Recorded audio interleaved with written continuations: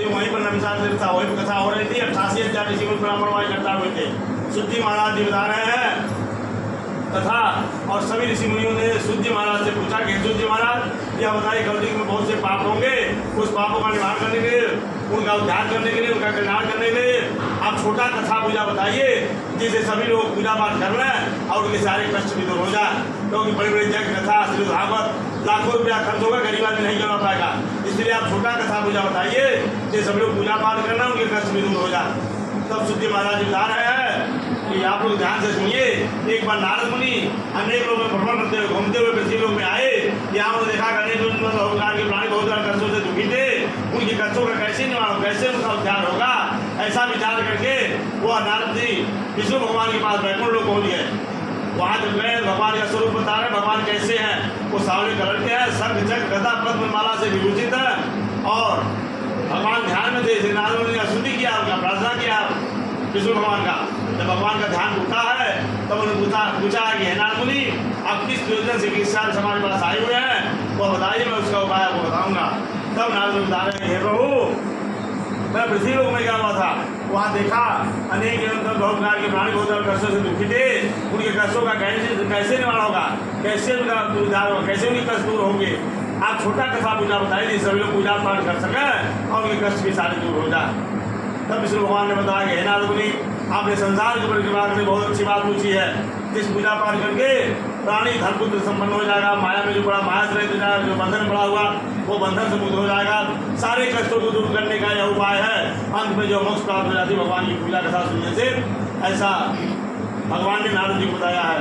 और बता रहे हैं प्रसाद के रूप में केले का फल, दूध, दही, गेहूँ का जोड़ रखें, ठाकुर जी महाराज कथा सुने और ब्राह्मण कुल में भाई बंधु को इकट्ठा करें। उसके बाद संकल्प करें जिस जो भी तकलीफ है उसका, और कथा पूजा सुना, अंत में हवनी त्याग करें, आरती करें, घी गोले करते हुए और भगवान की जय जयकार करते हुए सभी लोग अपने अपने घर जाए। इसे सारी मनोकामनाएं पूर्ण हो जाती है। संतन है, संदेह नहीं इसमें। ऐसा जो है भगवान ने नारद मुनि को बताया है। तब नारद मुनि ने पूछा कि हे प्रभु आप बताइए इस पूजा को कब करना चाहिए, कब नहीं करना चाहिए। तब भगवान ने बताया सप्ताह की पूजा जो है 12 महीने जब आप चाहेंगे पूजा सुन सकते हैं। कोई भद्रा इसमें काम में आती है, अधिक मास मलमास खरवास कोई भी बाधा इसमें काम में आती है। भगवान की पूजा में भद्रा भगवान की पूजा जब चाहे आप 12 महीने कथा पूजा सुना, ऐसा विष्णु भगवान ने नारद मुनि को बताया है। उसके नारद मुनि भगवान को प्रणाम किए और प्रणाम करके वहाँ से चल दिए। पृथ्वी में आया उन्होंने और पृथ्वी में घूम घूम कर सबको बता रहे हैं। सब लोग सत्यनारायण की पूजा सुनिए ठाकुर जी महाराज की। और प्रसाद के रूप में केले का फल, दूध, दही, गेहूँ का गुड़ या साथी चावल का जोड़, इस स्वयं मतलब एक भगवान को अर्पित चढ़ावें और ठाकुर जी महाराज विधान पूजा सुने, इससे सारी मनोकामनाएं पूर्ण हो जाती है। संशय नहीं है। ऐसा विष्णु भगवान ने नारद जी को बताया। नारद जी आगे लोगों ने सब बताए और सब लोग धीरे धीरे पूजा पाठ करने लगे और इस पूजा के प्रभाव से सबके सारे कष्ट दूर होने लगे। जिसके पास संतान नहीं था संतान हो गया, और धन नहीं था जिसके पास उसका धन हो गया, जो बंधन में पड़ा था बंधन से मुक्त हो गया, जो माया में पड़ा था माया से रहित हो गया। इसका सारे कष्ट दूर होने लगे सबके। धीरे धीरे सबको जो है मोक्ष प्राप्त हो गया, वैकुंठ लोक प्राप्त होने लगा सभी लोगों को और सभी लोग पृथ्वी लोक में सुखी हो गए इस पूजा के प्रभाव से। इस 12 अध्याय समाप्त हुआ। बोलो सदा भगवान।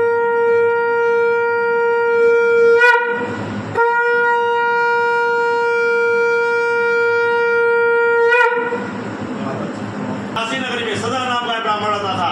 वह ब्राह्मण बहुत ही गरीब था, दरिद्र ब्राह्मण था और भिक्षा मांग के किसी अपने घर का खर्चा मारकर चलाता था। एक दिन भगवान की उसके ऊपर कृपा हो गई और भगवान विष्णु ब्राह्मण का धारण करके आए और बोले हे ब्राह्मण देवता आप क्या कर रहे हैं। तो उन्होंने कहा मैं भिक्षा मांग रहा हूँ, किसी तरह जो है भिक्षा मांग के अपने खर्चा चलाते हूँ परिवार का, और कुछ उपाय आप जानते हो तो बताइए जिसके बाद धन हमारे पास और संतान दोनों नहीं, दोनों हमारे पास हो जाए। तो भगवान ने बताया आप सत्यनारायण ठाकुर जी महाराज की पूजा करिए। प्रसाद के रूप में केले का फल, दूध, दही, गेहूँ का जोड़ या साथी चावल का जोड़, इस स्वयं भगवान को चढ़ावें और जो भी तकलीफ है आप संकल्प में लें उसको, इससे आपकी सारी मनोकामनाएं पूर्ण हो जाएंगी। तो संदेह नहीं, संशय नहीं है। इससे भगवान बता करके वह यंत्र ध्यान हो गए। वो ब्राह्मण घर पे गया, रात भर नींद नहीं आई, सुबह उठकर स्नान किया, मंदिर में पूजा पाठ किया और भगवान के शरण में खड़ा हुआ, सर झुका दिया, बोला हे प्रभु आज जो भी पैसा मिलेगा भिक्षा मांगने में करूँ, उससे बढ़िया पूजा पाठ आपका करूँगा। ऐसा ब्राह्मण ने संकल्प किया और चल दिया भिक्षा मांगने। उसके ऊपर भगवान कृपा हो गई। उस दिन जो है उसको जो है डबल पैसा मिला भिक्षा मांगने में। शाम को गया पूजा पाठ के शमशान लाया, ब्राह्मण को गया दूसरे दिन स्नान ध्यान करके पूजा करके भाई बंधु सबको इकट्ठा किया और ठाकुर जी महाराज कथा पूजा सुना उसने। संकल्प में उसने बोला हमारे पास धन संतान दोनों नहीं है, हे प्रभु हमारे पास दोनों हो जाए।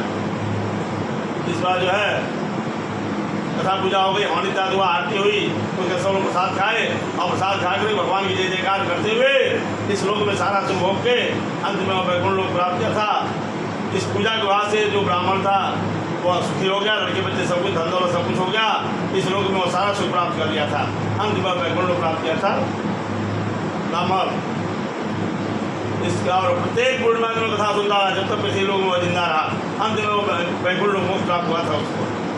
इसके बाद सूर्य महाराज से ऋषि मुनियों ने पूछा कि बताइए उसके बाद कथा कौन सुना था, हम लोग जाना चाहते हैं। तब उन्होंने बताया एक बार जो है एक लकड़हारा था, लकड़ी बेचता था, एक दिन उसको प्यास लग गई, उसी वानिया क्या पहुँच गया जो ब्राह्मण क्या पहुँच गया जो काशी में रहते थे, उनके दरबारे पहुँचा, वहाँ लकड़ी रख दिया, आंगन में क्या पानी पीने, वहाँ कथा हो रही थी भगवान की।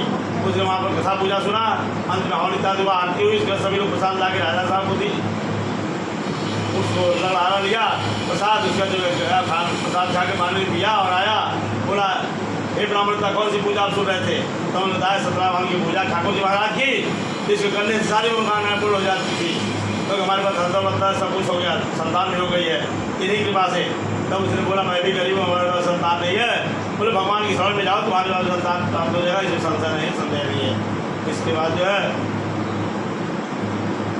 वो लगाया मस्तक पर लकड़ी रख दिया और भगवान के सामने संकल्प किया हे प्रभु आज जो भी पैसा मिलेगा लकड़ी बेचने से कल उसी से बढ़िया पूजा पाठ आपका करूँगा मैं। और चला गया लेके, भगवान की कृपा से उसको डबल पैसा मिला, उस लकड़ी का। धनी लोग जा रहे थे तो वहाँ पहुँच गया लकड़ी लेकर के, और उस लकड़ी का उसको अच्छा मूल्य मिला, डबल पैसा मिला। वो बाजार से गया, साहब को पास पूजा का सब सामान लिया, सुबह उनका स्नान किया, मंदिर का पूजा पाठ किया। उसके बाद जो है ठाकुर जी महाराज की कथा सुना, उसने भाई बंधु सबको इकट्ठा किया, ब्राह्मण देवता बुलाया और कथा पूजा हुई।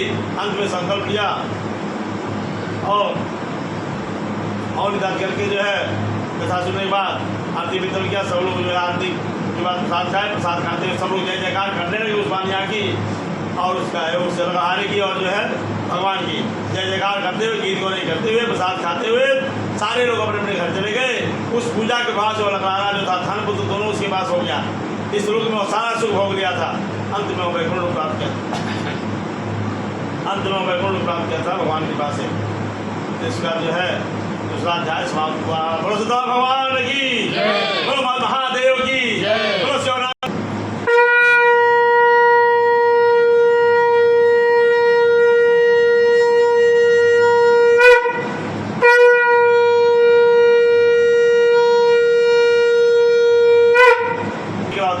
तीन लोग कहानी तीसरे ध्यान में बताएंगे। सूर्य महाराज बता रहे हैं उनका मुख नाम का जो राजा था बहुत धार्मिक था, विद्वान था, वो रोज मंदिर दिवाला जाता, वहाँ दान दक्षा देना, गरीब लोग भोजन पानी कराना।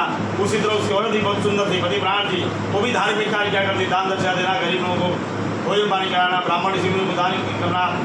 और एक दिन दोनों मिलकर भरसा नदी के तट पर भगवान सत्यनारायण भगवान की ठाकुर जी महाराज की कथा सुन रहे थे दोनों। और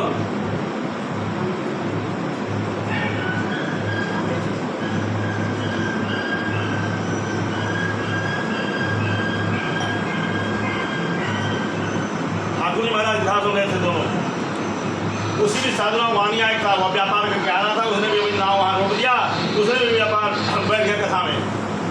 कथा पूजा हुई, अंत में जो है हवन इत्यादि हुआ कथा के बाद। उसके बाद आरती हुआ, सभी लोग प्रसाद खाए, राजा साहब ने सबको प्रसाद खाया, सबको भोजन पानी कराया राजा साहब, और सभी लोग राजा साहब की जय जयकार करते हुए, भगवान की जय जयकार करते हुए सभी लोग अपने अपने घर चले गए। उसके बाद जो है नीचे बैठा अच्छा सामान पर ना बैठे के चाहिए। इसके बाद जो है सभी लोग जो है राजा साहब का गीत गौनी करते, भगवान की जय जयकार करते हुए राजा साहब जो है सब लोग अपने अपने घर चले गए। और साधु वानिया राजा साहब से पूछा कि हे महाराज कौन सी पूजा कर रहे थे? तब राजा साहब ने बताया हमारे पास हम तो बहुत संतान नहीं, इसलिए मैं पूजा सुन रहा था, भगवान के पास हमारे पास संतान अवश्य प्राप्त होगा, इससे संशय नहीं है। इसके बाद वो क्या किया, इसके बाद वो क्या किया, राजा साहब भगवान के सामने सर झुका दिया साधु बानिया, बोला हे प्रभु हमारे पास संतान नहीं है, धन तो बहुत है और आपके पास हमारे पास जब संतान होगा तो मैं जो है बढ़िया से कथा पूजा करूँगा। ऐसा बानिया ने संकल्प किया। इसके बाद वो घर चल दिया, अपने घर के अपनी औरत से बताया। राजा साहब जो कथा सुन रहे थे, उनका संतान नहीं था, धन तो बहुत था उनके साथ पास, लेकिन बता रहे थे कि भगवान के पास हमारे पास संतान अवश्य प्राप्त होगा। इसलिए कथा सुना हूँ। मैंने भी संकल्प किया कि हमारे पास संतान होगा तो मैं बढ़िया पूजा पाठ करूंगा आपका। भगवान से ऊपर इसके बाद एक दिन लीलावती नाम की सभी साथी भारिया अपने पति के साथ आनंदित व्रत हुई। अब भगवान सत्तार कृपा से वो गर्भवती हुई। 10 महीने में उसे लड़की प्राप्त हुई, कन्या रत्न प्राप्ति हुई। वो लड़की जो थी शुक्र पक्ष के दिमाग की बात धीरे धीरे बढ़ने लगी। और एक दिन जो है जब थोड़ी बड़ी हो गई तो उसकी औरत बोलती है कि हे स्वामी, आपने जो पूजा का संकल्प किया था वो क्यों नहीं कर लेते जब संतान हो गया है। तब उसने बोला जब शादी ब्याह इसका हो तो जिससे मैं पूजा करूंगा, तुम चिंता मत करो। ऐसा उल्टा सीधा अपने औरत को समझा के चुप करवा दिया उसको। वो व्यापार करने चला गया। व्यापार करने के बाद जब वापस आता है तो लड़की जो थी सखियों के साथ खेल रही थी और शादी योग्य हो गई थी। तब उसने सिपाही लोगों को आदेश दिया, जाओ लड़का खोज कर अच्छा ले आओ तो अपनी लड़की की शादी कर देते हैं। सिपाही लोग खोजते खोजते कांचन नाम नगर पहुँच गए।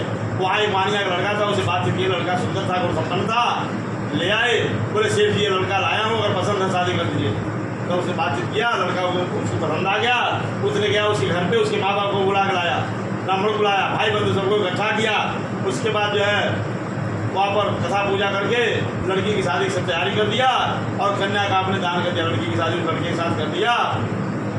और दुर्भाग्य से जो पहले कथा का संकल्प किया था नहीं किया, भूल गया राजा तो बानिया, इसलिए भगवान उसके ऊपर नाराज हो गए और दारुण कठिन महान दुर्प्राप्त ऐसा भगवान ने सुश्राप दे दिया साधु बानिया को। इसके बाद जो है शादी ब्याह कर दिया, कन्या की विदाई कर दी।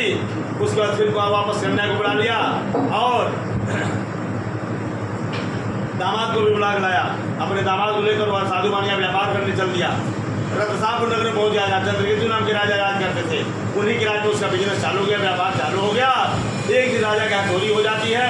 2 चोर जो है चोरी करके भाग रहे थे, सिपाही लोग दौड़ा रहे थे। सिपाहियों को देखकर चोर इतना डर गए कि धन दोनों जब बानिया जहाँ बैठे थे उधर लाए कर दिया और दोनों छिप गए। सिपाही आए, दोनों हथेली लगा दिए, दोनों पकड़ लिए, दोनों चिल्लाते रहे, पैर से पकड़ लेते, मैं चोर नहीं हूँ, मैं बनिया हूँ, व्यापारी हूँ, आपके राज्य में व्यापार करने आया हूँ।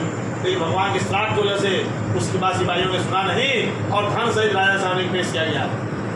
दोनों राजा साहब के पैर गिर जाते हैं। सिपाही बोले कि चोर है, ये धन है, जैसा आप बोले वैसा किया जाए इनके साथ। दोनों चिल्लाते रहे, मैं बनिया हूँ, व्यापारी हूँ, आप आज व्यापार करने आया दूसरे मुल्क से। लेकिन भगवान के श्राप की वजह से राजा ने भी बात नहीं सुनी उसकी और बोला दोनों को हथकड़ी भी डाल दो और जेल में बंद कर दो, धन भी इनका जब्त कर दिया जाए। दोनों का धन जब्त कर लिया गया, दोनों को हथकड़ी भी डाल दिया गया, जेल में डाल दिया गया। और भगवान के पास ऐसे घर में भी सब चोरी हो गई, धन दौलत सब चोरा ले गए। दोनों माँ बेटी दर दर भटक रहे, भूख प्यास से व्याकुल होकर के। एक दिन जो है उसकी लड़की रात को लेट आती घूम के 9-10 बजे रात को। तब उसने बोली, हे पुत्री तुम्हारे मन में क्या है, अभी घूम के रात को तुम अकेले आ रही हो। तब उसने बोला, हे माँ, एक ब्राह्मण की कथा हो रही थी इसलिए हमको आने में देर हो गई और मैं प्रूफ के रूप में प्रसाद भी लेकर आई हूँ। प्रसाद दिया अपनी माँ को, उसकी माँ प्रसाद खाई। प्रसाद खाते ही उसके ऊपर भगवान की कृपा हो गई।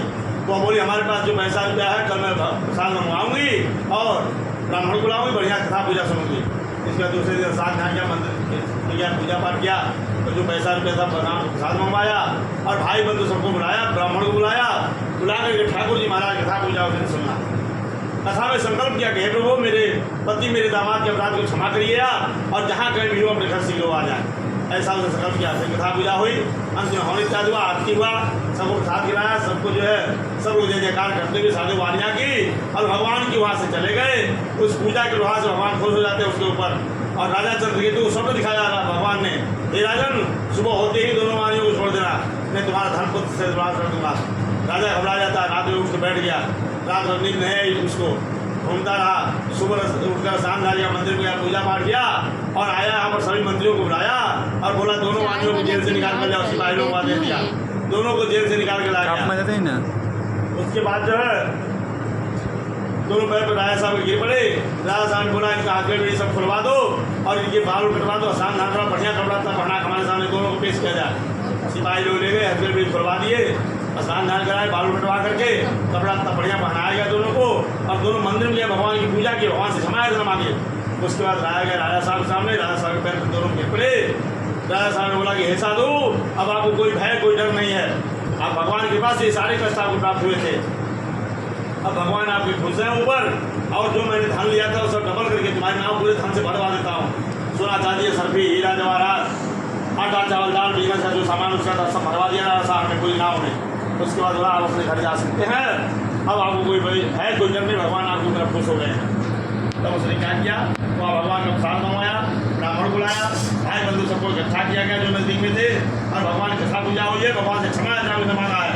इसके बाद जो है प्रसाद कथा के बाद जो है हवन इत्यादि वो आरती हुई, सबको प्रसाद खिलाया, सबको भोजन पानी खिलाया जितने लोग इकट्ठा हुए थे। ब्राह्मण को विधान से अधिक विदा कर दिया। उसके बाद राजा साहब पैर पड़ गया, गिर गया, बोला हे महाराज आप कृपा से मैं अपने राज्य के बाद जा रहा हूँ। इसके बाद वहाँ से प्रस्थान करता है अपने घर के लिए। इसका तीसरा अध्याय समाप्त हुआ। बृहस्पति भगवान की जय। बोलो।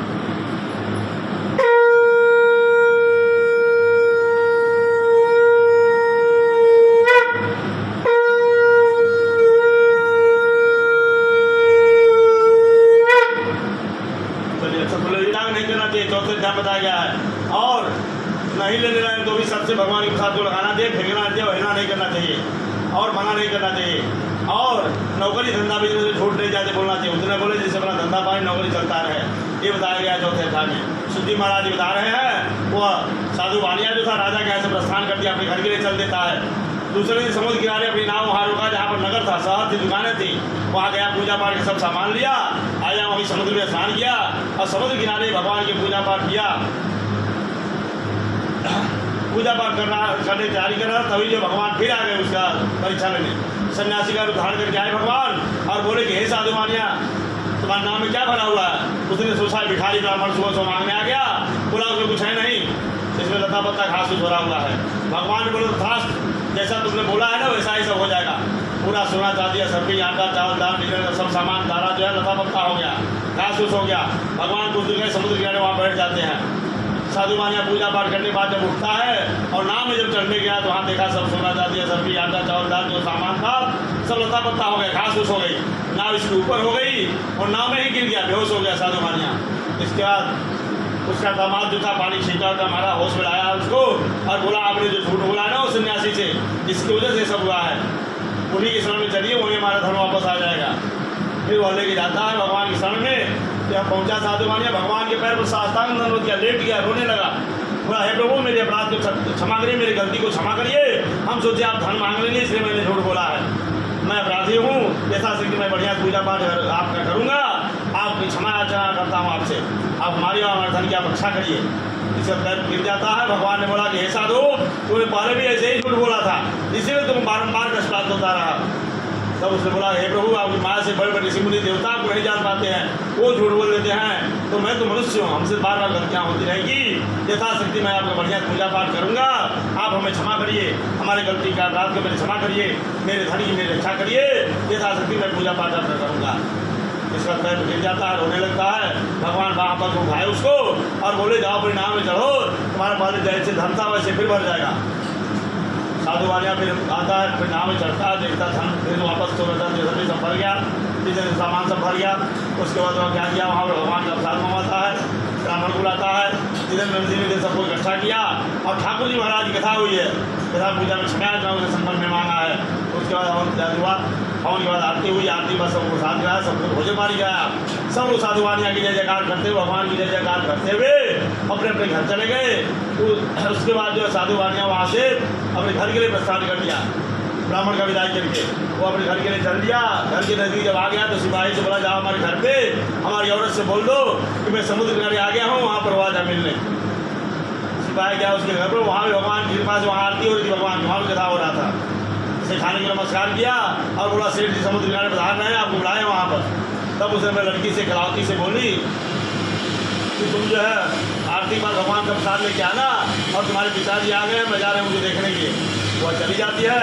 इधर लड़की भी जल्दी जल्दी आरती उरती कर लिया और भगवान पति को देखने इतना व्याकुल हो गई कि प्रसाद नहीं लिया, प्रसाद का बहिष्कार कर दिया, प्रसाद छोड़ करके अपने पति को देखने के लिए चल दिया। भगवान का प्रसाद नहीं लेने की वजह से भगवान नाराज हो जाते हैं और उसके पति को जो है और नाव से डुबा दिए, अपहरण कर लिए। वहाँ जब आती है पति को नहीं देखती तब रोने लगती है, चिल्लाने लगती है। तब जो है उसने बोली अपने वो बेहोश जाती अपनी माँ की गोद में गिर के उसी लड़की वो अपने स्वामी से बोलती साधु वानिया से कि देसी पता नहीं किस देवता की अपेक्षा से हमारा दामाद भी अपहरण कर लिया गया, नाव भी जो अपहरण कर ली गई है, कुछ उपाय करिए जिससे हमारा धन भी आ जाए और दामाद भी आ जाए। तब उसने जो है बहुत तेज भगवान की विनती किया, प्रार्थना किया, हे प्रभु मेरे नाव की मेरे दामाद की आप रक्षा करिए, साथ ही मैं बढ़िया पूजा पाठ करूँगा, जो गलती उससे क्षमा करिएगा। इसके बाद बहुत देर तक विनती किया, अन्ना पीना किया, तब भगवान खुश हो गए और उसके बाद जो है घर में हुआ आएगी तब अपने पति को भी प्राप्त करेगी भी और धन भी जो गया हुआ सब धन वापस आ जाएगा। तब लड़की जाती है करावती घर पे, वहाँ प्रसाद खाती है, प्रसाद खा के जब आती है तब देखती है उसका स्वामी भी आ गया और घर भी आ गया, नाव भी आ गई थी। तब बोली हे पिताजी अब देर क्यों करते, घर चला जाए, लेट हो रहा है। तब उसे बोला पहले कथा पूजा होगी तब घर जाएंगे। वहाँ प्रसाद मंगवाया है, ब्राह्मण बुलाया है, सभी लोगों को इकट्ठा किया जो नजदीक में थे और ठाकुर जी महाराज की पूजा हुई है। उसके बाद पूजा करके क्षमा भगवान से मांगा है और पूजा के बाद हवनी दादी हुई, आरती हुआ, सबको प्रसाद खिलाया, सब लोग जय जयकार करते हुए साधु वानिया के अपने अपने घर चले गए और वह पूजा के बाद से चौतरफा सुखी हो गया वह वानिया। और हर महीने संक्रांत पर्वों पे और पूर्णिमा पे वो कथा सुनता रहा साधु वानिया। इस लोक में सारा सुख भोग लिया था, अंत में वैकुंठ लोक प्राप्त किया था, भगवान की कृपा से मोक्ष प्राप्त हो गया था साधु वानिया को। जिसका चौथा अध्याय समाप्त हुआ। बोलो भगवान की, बोलो मन महादेव की, बोलो शिव रामचंद्र की, बोलो पवन सुंदरमान की, बोलो सब देवों की, बोलो सब देवियों की।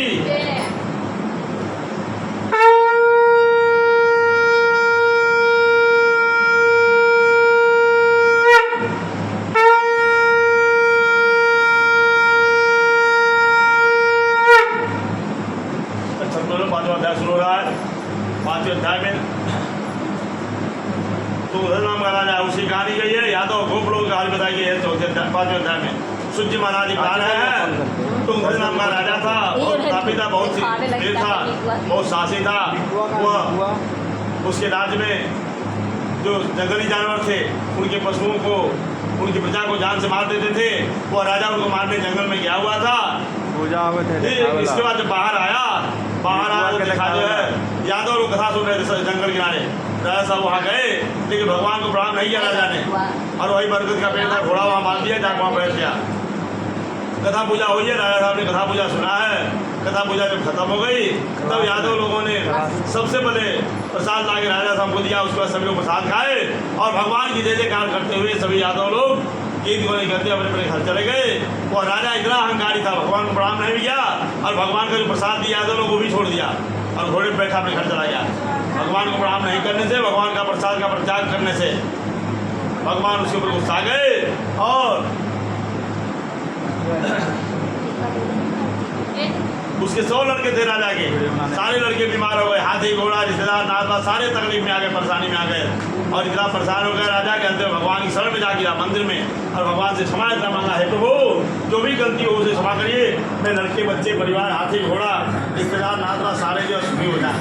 तब राजा भगवान ने स्वप्न दिखाया कि हे राजन, जो गोप लोग कथा सुन रहे थे तो वहाँ गए, भगवान को प्रणाम नहीं किए और भगवान का जो प्रसाद दिया उन्होंने तुमने छोड़ करके घोड़ा बैठा अपने घर चला गया। इस वजह से सारे कष्ट तुमको प्राप्त हो रहे हैं। इसके बाद राजा जो है रात उठ जाता है सब देख करके और रात भर घूमता रहा, टेंशन से नहीं आई उसको। सुबह उठकर शाम ध्यान किया, मंदिर में गया, भगवान से क्षमा पूजा किया, उनका जो गलती है प्रभु क्षमा करिए। उसके बाद भगवान का प्रसाद मंगवाया, ब्राह्मण बुलाया, जितने वहाँ पर यादव गोप लोग थे, यादव लोग थे, सबको घर घर से बुलाया है और बाकी सभी प्रजा को लेकर के गया वहीं जंगल किनारे और वहीं उसने गलती किया था, वापस वहीं कथा सुना, भगवान से क्षमा मांगा संकल्प में, मेरे लड़के बच्चे परिवार हाथी घोड़ा रिश्तेदार सारे सुखी हो जाए, ऐसा उसने संकल्प किया है। उसके बाद जो है प्रसाद वितरण किया गया सबको, पूजा के बाद और इत्यादि के बाद आरती के बाद सबको भोजन पानी कराया गया जितने लोग आए हुए थे। इसके बाद सब लोग राजा साहब की जय जयकार करते हुए और भगवान की जय जयकार करते हुए गीत गौने करते हुए सारे गोप लोग यादव लोग अपने अपने घर चले गए। और वह जो है राजा उस पूजा के प्रभाव से लड़के बच्चे सब उसके सुखी हो गए, सभी बीमारी से दूर हो गए, पशु पक्षी सब सुखी हो गए, हाथी घोड़ा जीते थे उसके रिश्तेदार भी नाथ सारे जो है सारे कष्टों से दूर हो गए, सब लोग सुखी, खुशहाली आ गई चारों तरफ उसके राज्य में। और राजा बहुत खुश हुआ। वह राजा जो था प्रत्येक महीने हर पूर्णिमा और संक्रांत को कथा सुनता रहा। इस लोक में वो सारा सुख भोग लिया था, अंत में वैकुंठ लोक प्राप्त किया था, भगवान का उत्तम धाम वैकुंठ लोक मिला था उस राजा को। शुद्ध जी महाराज बता रहे हैं सदावन कथा को जो सुनता है, जो पढ़ता है, उनके सारे कष्ट दूर हो जाते हैं। संदेह नहीं है, संशय नहीं, जो श्रद्धा प्रेम भगवान की पूजा को सुनता है। और भगवान के भक्त जो कष्ट में पड़ते हैं तो भगवान किसी न किसी रूप में वहाँ आते हैं और उनकी रक्षा करते हैं, कल्याण करते हैं, उनका जो है मोक्ष कर देते हैं, सारे कष्ट दूर हो जाते हैं उनके भक्तों के। और बता रहे हैं जो कथा सुने उनको क्या रिजल्ट मिला दूसरे जन्म में। जो काशी नगरी वाला ब्राह्मण था सदान नाम का, वह दूसरे जन्म में सुदामा नाम का ब्राह्मण हुआ है। उसने भगवान श्री कृष्ण का ध्यान किया और उनका उत्तम धाम गोलोक प्राप्त किया था। इसके बाद जो था लकड़हारा जो था भेलुभूम का राजा हुआ है, उसने भगवान श्री राम का सेवा किया। जब बनवास जा रहे थे और आने के बाद जब बनवास जाए तो भी सेवा किया था उसने उसको मोक्ष प्राप्त हो गया था, वैकुंठ प्राप्त हुआ था लकड़हारे को। इसके बाद जो है कुलकामुख नाम के जो राजा थे दशरथ जी में थे, उन्होंने भगवान से रंगनाथ का ध्यान, भगवान का ध्यान करके और मोक्ष प्राप्त किया था, सारे कष्टों से दूर हो गए थे। और इसके बाद जो साधना वानिया था सत्यव्रत धर्म के प्रभाव से दूसरे धर्म में मोर ध्वज नाम का राजा हुआ है। उसने अपने लड़के की आतिथ्य चीर कर भगवान विष्णु को अर्पित किया था और भगवान को विष्णु को अर्पित कर दिया था। और वो अभी जो है चौतरफा सुखी हो गया और भगवान का उत्तम धाम वैकुंठ प्राप्त किया था, मोक्ष प्राप्त हो गया था उसको भी। इसके बाद बता रहे हैं जो तुंगध्वज नाम के राजा थे वह मनु शत्रुपा, सबसे पहले मनु जो है मनुष्य में मनु सबसे पहले पैदा हुआ, उन्हीं की सारे लोग संतान है। वह जो है मनु के रूप में पैदा हुआ और वह श्रीमद् भागवत कथा का अनुष्ठान सबसे पहले उन्होंने किया था। उसके बाद श्रीमद् भागवत कथा चालू हो गई थी और जितने ग्वाल थे, जितने यादव वहाँ पर थे, सारे ब्रजमंडल में निवास करने वाले ग्वाल हुए हैं। और भगवान श्री कृष्ण के साथ मिलकर के जितने राक्षस थे उस जमाने में आतंकवादी सबको उन्होंने मारा है और भगवान का शाश्वत धाम वैकुंठ लोग प्राप्त किए थे, जितने वहाँ पर गोप लोग थे, यादव लोग थे। इस 5वां अध्याय समाप्त हुआ। बोलो सदा भगवान की जय, बोलो महादेव की जय, बोलो शिव रामचंद्र की जय, बोलो पवन सुधर्मान की